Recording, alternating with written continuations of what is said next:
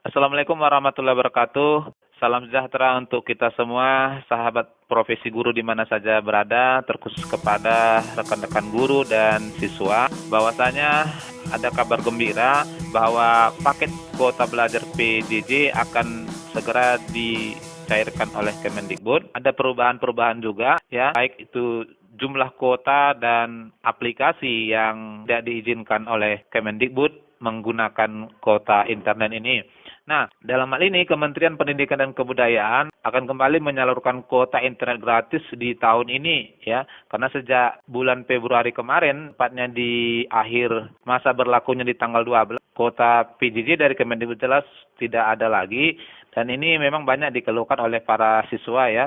Sejak belajar di pertengahan Februari sampai Maret ini, banyak siswa yang mengharapkan bantuan paket ini untuk kiranya dapat mengikuti pembelajaran daring. Nah, dalam hal ini, Menteri Pendidikan dan Kebudayaan mengatakan besaran kuota gratis Kemendikbud di tahun 2021 ini ada perubahan, ya. Tetapi ada juga kelebihannya, yakni bisa mengakses semua laman website.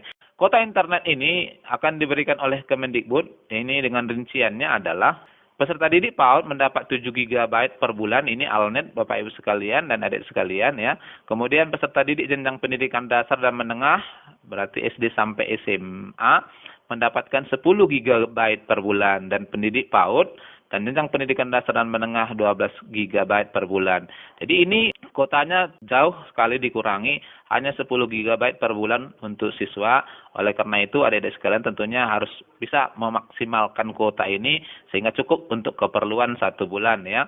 Nah, di tahun 2021 ini kuota yang diberikan oleh Kemendikbud, ya, bisa digunakan untuk membuka aplikasi YouTube. Jadi sebelumnya di tahun lalu kuota belajar yang diberikan oleh Kemendikbud, ya, hanya bisa digunakan untuk Google Classroom dan WhatsApp. Pada dasarnya sama saja apakah aplikasi YouTube yang digunakan oleh guru dalam media belajarnya atau WhatsApp, tentunya semua video yang dimasukkan atau yang dikirim, baik itu melalui WhatsApp atau YouTube, sama-sama menggunakan paket. Ya, jadi dalam hal ini YouTube dalam posisi ini lebih dinamis karena memang bisa dikreasikan dengan berbagai fitur.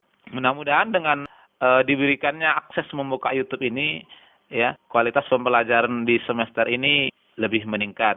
Nah, dalam hal ini ada beberapa aplikasi yang sengaja diblokir oleh Kemendikbud terkait penggunaan dari kuota belajar tadi.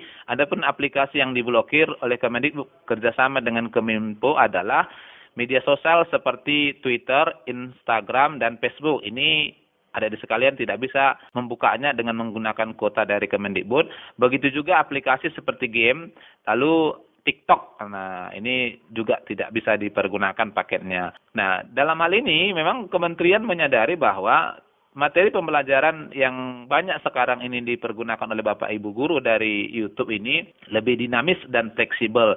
Sehingga kemudian tahun ini kementerian mengakomodir media YouTube sebagai salah satu media pembelajaran dalam PJJ ini. Nah, lalu bagaimana cara mendapatkan kuota gratis Kemendikbud di tahun 2021 ini?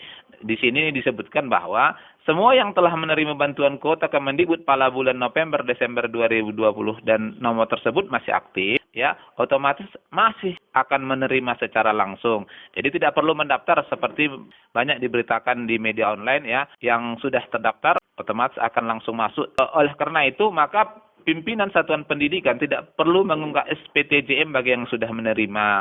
Namun, dalam hal ini ada perhatian penting yang perlu adik-adik ketahui agar tetap bisa mendapatkan kuota gratis ini sampai nanti di bulan Mei. Yakni, ini syaratnya adalah bantuan tidak diterima lagi apabila total penggunaan kuota gratis pada tahun lalu, ya, menurut perhitungan dari Kemendikbud bersama dengan jasa pelayanan telekomunikasi kurang dari 1 GB.